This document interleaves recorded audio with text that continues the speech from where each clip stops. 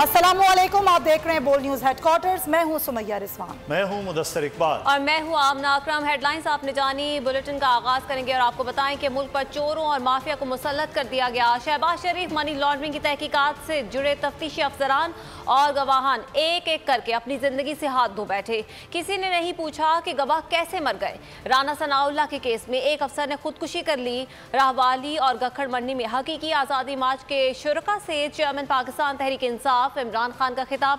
कहा मार्च इस्लामाबाद जाने से इनकी काम पे टांग रही है।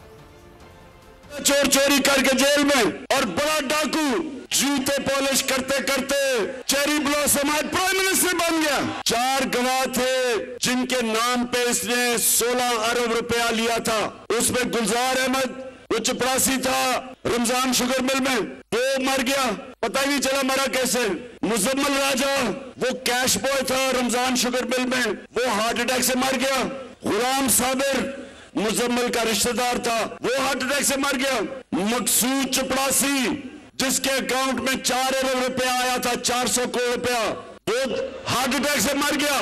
डॉक्टर रिजवान जो FIA का इन्वेस्टिगेट कर रहा था ये केस, वो इन्वेस्टिगेटिंग ऑफिसर, वो हार्ट अटैक से मर गया।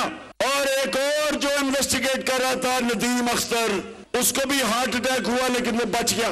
अभी इन्वेस्टिगेशन होनी थी, किसी ने नहीं पूछा कि कैसे सारे लोग जो गवाह थे सब मर गए। राना सनाउल्लाह का एक ऑफिसर करप्शन में इन्वेस्टिगेट कर रहा था, उसका नाम था इमरान रजा। पता चला जी वो खुदकुशी उसने कर दी है। इस्लामाबाद में वो बैठे हुए हैं, उनके पल्ले कुछ नहीं। इस वक्त ये आप की जो तस्वीरें जा रही हैं इस्लामाबाद, काम पे टांग रही हैं, पसीने आ रहे हैं। कोई ये गलत फहमी ना समझे कि वहां जाके इस्लामाबाद जाके हमारा ये तहरीक खत्म हो जाएगी। ये तहरीक अगले 10 महीने तक चलती रहेगी जब तक इलेक्शन नहीं होंगे। मैं आज अपनी सारी कौम के सामने ये कहना चाहता हूं कि मुझे पहली दफा पाकिस्तान में हकीकी आजादी नजर आ रही है। तो हमारी जो जंग है, हमारी जंग, ये जो ताकतवर टोला मुल्क के ऊपर कब्जा करके बैठा हुआ है, जिसके लिए एक कानून, अवाम के लिए दूसरा कानून, और ये अरबों रुपए की चोरी करके NRO ले ले और बेचारे आम लोग वो इंसाफ ढूंढते फिरे, कचहरियों में ठोकरे खाते फिरे, जमीन पे कब्जा हो जाए। क्या ये इसलिए बना था कि इसका इंटीरियर मिनिस्टर 18 कत्ल करने वाला कब्जा ग्रुप राना सनाउल्लाह, क्या इसलिए बना था कि बगौरा मफरूर मुजरिम लंदन में बैठ के अरबों रुपए की प्रॉपर्टी पे हमारे ऊपर हमें ऑर्डर करे? और क्या इसलिए ये मुल्क बना था कि उस बाप और उसके 2 बेटों को सजा होने वाली थी 16 अरब रुपए के FIA केस में, उसको केसेस खत्म करके बाप और बेटों के, और उसको इस मुल्क का वजीर आजम बनाया। इसलिए पाकिस्तान बना था। क्या इसलिए बना था कि आसिफ जरदारी जो 30 साल से मुल्क को लूट रहा है, जेलों में गुजारा है उसने, फेक बैंक अकाउंट में अरबों रुपए के करप्शन के केस है उसके, क्या इस मुल्क का मुस्तकबिल इन डाकुओं के हाथ में है? बताओ। हमारी ये किस्मत है कि इसहाक डार इस मुल्क का फाइनेंस मिनिस्टर बने, जिसने मैजिस्ट्रेट के सामने उसने गवाही दी कि मैं इसहाक डार शरीफ खानदान के पैसे, चोरी के पैसे मनी लॉन्डर करके बरतानिया बेचता था। ये फाइनेंस मिनिस्टर है। क्या अच्छाई के साथ खड़े हो और बुराई के खिलाफ जहाद करो, ये अल्लाह का हुक्म है हमें। और क्या इन चोरों को ऊपर बिठा के और हमें कहें कि हम इन चोरों की क़यादत मान लें? मैं इनसे पूछता हूं, हम जानवर हैं, हम भेड़ बकरी हैं, हम गाय भैंसे हैं, हम इंसान हैं, हम अमर बिल मरूफ पर चलने वाले हैं। हम कभी इन चोरों को तस्लीम नहीं करेंगे। बताओ पाकिस्तानियों, इन चोरों को तस्लीम करोगे? इन चोरों के नीचे हमने गुलामी कर ली है। मेरे लिए मौत बेहतर है, इससे बेहतर है मर जाओ। मैं कभी इनको तस्लीम नहीं करूंगा। अरशद शरीफ शहीद, कौन उसको धमकियां दे रहा था? किसने उसको मजबूर किया मुल्क से बाहर जाने के लिए? किसने मजबूर किया दुबई को छोड़ के जाने से? कौम जाग जाती है तो शऊर का जिन बोतल में वापस नहीं जाता। अवाम जब फैसला कर लेती है तो कोई रास्ते में नहीं आ सकता।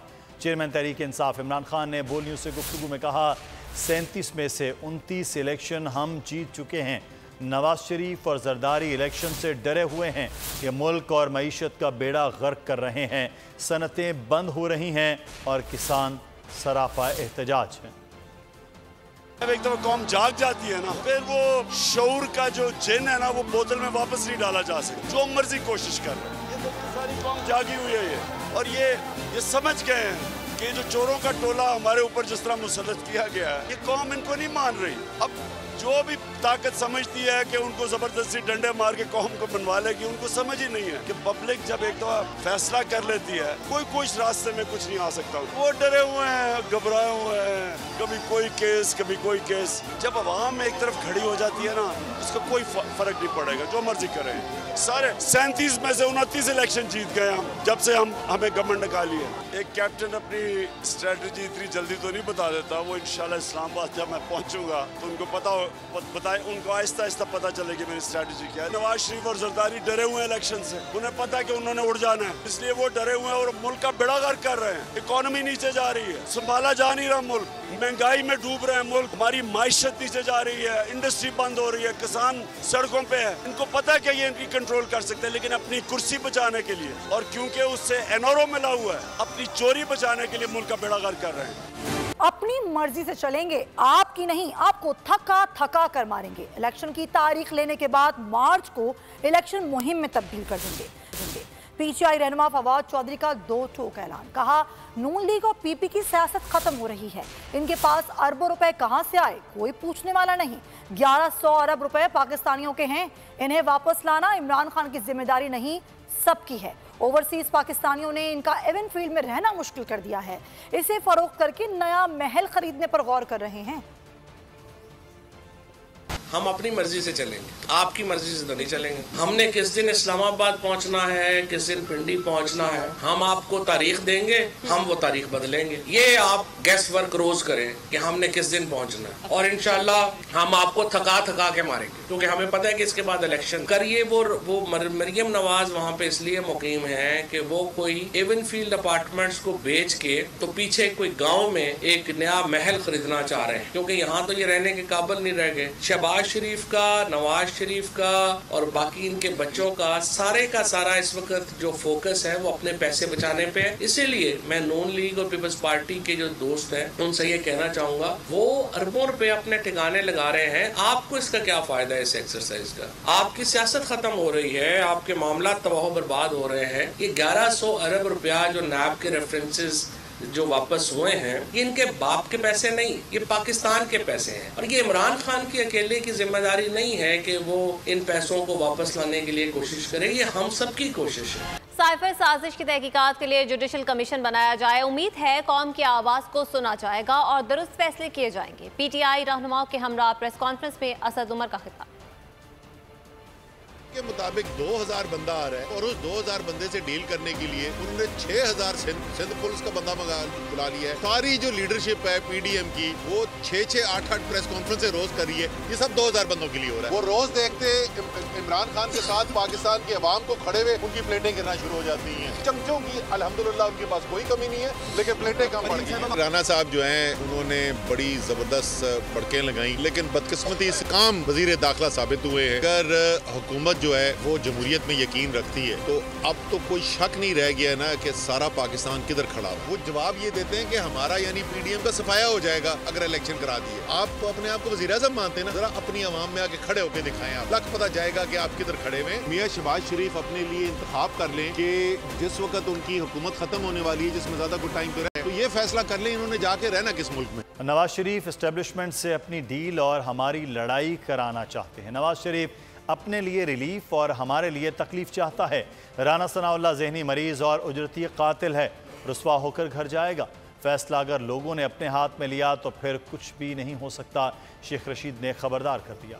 रियासत का नहीं बल्कि रियासत का है। नवंबर का महीना भारी और फैसला कुन होगा, शेख रशीद ने खबरदार कर दिया। ट्वीट में शेख रशीद का कहना था, नवाज शरीफ एस्टेब्लिशमेंट से अपनी डील और हमारी लड़ाई चाहता है। राना सनाउल्लाह सहनी मरीज और उजरती कातिल है जो इदारों को बेवकार करने की नाकाम नापाक कोशिश करेगा और रुस्वा होकर घर जाएगा। फैसला लोगों ने अपने हाथ में ले लिया तो फिर कुछ भी हो सकता है। शेख रशीद का कहना था, मुल्क में महंगाई 30% बढ़ चुकी है, अवाम के लिए न गैस है न गंदम। इस डिफॉल्ट ज़दा हुकूमत का गंद उठाना भी अब आसान काम न होगा। शेख रशीद ने कहा, रावलपिंडी में कप्तान का सीमोशान तारीख इस्तकबाल फैसला कुन होगा। नून लीग की बयानबाजी गलत है, हम दहशतगर्द नहीं। मौलाना आ रहा है, मौलाना जा रहा है, ये चलता रहा है। हमने तो कुछ नहीं कहा। पीछे रहनुमा अली जैदी की खानेवाल ने प्रेस कॉन्फ्रेंस कहा, 13 अफराद का कातिल राना सनाउल्लाह वज़ीर दाखिला बना दिया गया। सुप्रीम कोर्ट ने जहां तक इजाजत दी है वहीं बैठेंगे। जो जितना बड़ा चोर उतनी बड़ी वारदात, उतनी बड़ी वजारत। अब बस बहुत हो गया, पाकिस्तान बदलने वाला है। हमारा ये जमहूरी हक है लॉन्ग मार्च करना और हम कर रहे हैं। हमारी हुकूमत में पहले मौलाना आ रहा है, मौलाना जा रहा है, फिर पता नहीं क्या हो रहा है। और ये ट्रक पे चढ़ के मरियम पूरे पाकिस्तान में घूमती रही, महंगाई करते हुए और जुल्म हो रहा है। पता नहीं क्या जुल्म हमने किया, तो सुप्रीम कोर्ट के सामने जाके धरना देना पड़ा। हम कोई वायलेंस नहीं चाहते, आप क्यों परेशान हो जाए। ये हम आएंगे, धरना करेंगे, बैठेंगे, जो सुप्रीम कोर्ट ने हमें इजाजत दी हुई है वहीं बैठेंगे। और मुझे समझ में नहीं आ रही कि इतनी घबराहट क्यों है। तुम जो ये बैठ के रोज टीवी के ऊपर कह रहे हो कि जी टीयर गैस आ गई है, डंडे आ गए हैं, रबर बुलेट्स आ गई है, फला आ गया, डबका आ गया, तो इस्लामाबाद से घुसने नहीं देंगे। मैं तुमसे ये सवाल पूछता, तुम्हें इस्लामाबाद से निकलने नहीं देंगे हम। तुम्हारे पास एक ही रास्ता है कि वहीं से कोई चौपर मंगा के प्राइम मिनिस्टर साहब से बोल दो। कमाल की बात है कि क्रिमिनल्स को बना दिया कैबिनेट के अंदर। हुकूमत हकीकी आज़ादी मार्च की राह में रोड़े अटकाने लगी। इस्लामाबाद इंतज़ामिया NOC और जलसे की इजाज़त देने की दरख्वास्त पर ताख़ीरी हरबे इस्तेमाल करने लगी। तहरीक इंसाफ ने इस्लामाबाद हाई कोर्ट से रुजू कर लिया। अदालत आलिया ने इस्लामाबाद इंतज़ामिया को कल के लिए नोटिस जारी कर दिया और जवाब तलब कर लिया है।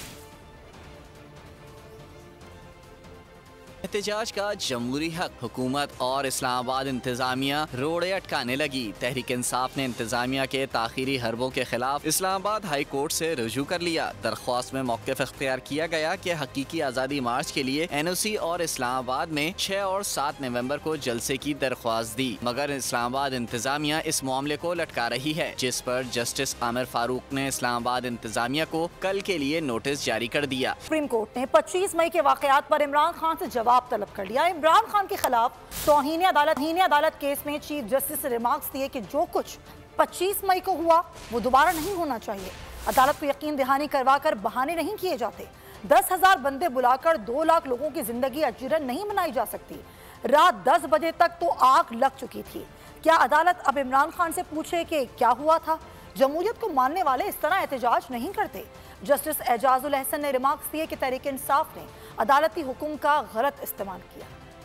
तौहीन अदालत केस में 25 मई के वाक़यात पर इमरान खान से हफ्ते तक जवाब तलब। इमरान खान के खिलाफ तौहीन अदालत केस की समाअत चीफ जस्टिस की सरबराही में 5 रुकनी लार्जर बेंच ने की। चीफ जस्टिस ने इमरान खान के वकील बाबा रवान और फैसल चौधरी से कहा, जो कुछ 25 मई के दिन हुआ वो दोबारा नहीं होना चाहिए। गाड़ी या जहाज न होना सिर्फ बहाने हैं। अदालत को यकीन दहानी करवा कर बहाने नहीं किए जाते। चीफ जस्टिस ने रिमार्क्स दिए कि अपना कलम आइन के खिलाफ इस्तेमाल नहीं करना चाहते। 10,000 बंदे बुलाकर 2 लाख लोगों की जिंदगी अजीरन नहीं बनाई जा सकती। रात 10 बजे तक तो आग लग चुकी थी। क्या अदालत अब इमरान खान से पूछे कि क्या हुआ था? फैजाबाद धरने के दौरान एम्बुलेंस में लोग मर गए थे। जमहूरियत को मानने वाले इस तरह एहतजाज नहीं करते। इमरान खान के वकील फैसल चौधरी ने मौक़िफ़ पेश किया कि इमरान खान से मुलाकात होती तो अदालती हुक्म के मुताबिक क़यादत को आगाह करते। चीफ जस्टिस ने रिमार्क्स दिए कि 26 मई के हुक्म में अदालत ने कहा कि एतमाद को ठेस पहुँचाई गई। क्या अदालत वकील की बात का एतबार न करे? 2 वकला के जरिए अदालत को गुमराह किया गया। तमाम रिपोर्ट्स और मवाद ये कह रहा है कि आप जिम्मेदार हैं। जब अदालत के एतमाद को ठेस पहुँचती है तो ये अमल गैर कानूनी होने के मुतरादिफ है। जस्टिस एजाजुल हसन ने रिमार्क्स दिए कि तहरीक इंसाफ ने अदालती हुक्म का गलत इस्तेमाल किया। वाज़ेह यकीन दहानी पर अदालत ने बुखला पर एतमाद किया था। अदालती हुक्म पर हुकूमत में रुकावटें हटा दी थी। सुप्रीम कोर्ट हफ्ते को ही केस की अगली समाअत की तारीख मुकर्रर करेगी। PTI रहनुमा अली की क़यादत की ट्विटर पर ठन गई। मुज़म्मिल असलम के तंज़िया सवालात को आबिद शेर अली ने संजीदा ले लिया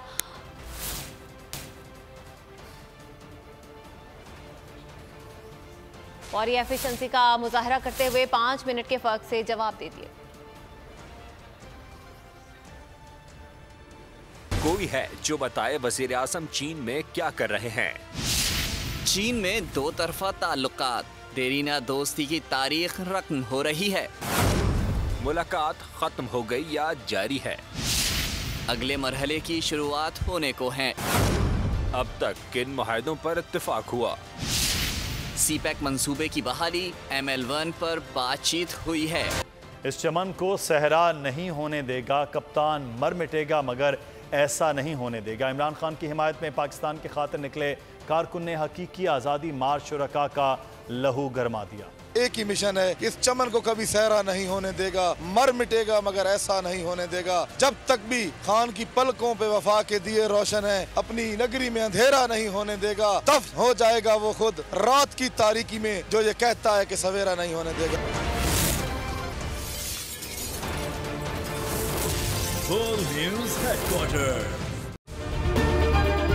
अगर आपको ये वीडियो पसंद आई है तो हमारे चैनल को सब्सक्राइब करें और बेल आइकन पर क्लिक करें। PTI का हकीकी आज़ादी मार्च सिर्फ बोल दिखा रहा है। 24 घंटे हकीकी आज़ादी मार्च, सबसे ज्यादा रील्स और सबसे ज्यादा रेटिंग्स के साथ बोल रहा नंबर 1। सब्सक्राइब करें और बेल दबाएं ताकि कोई खबर रह न जाए।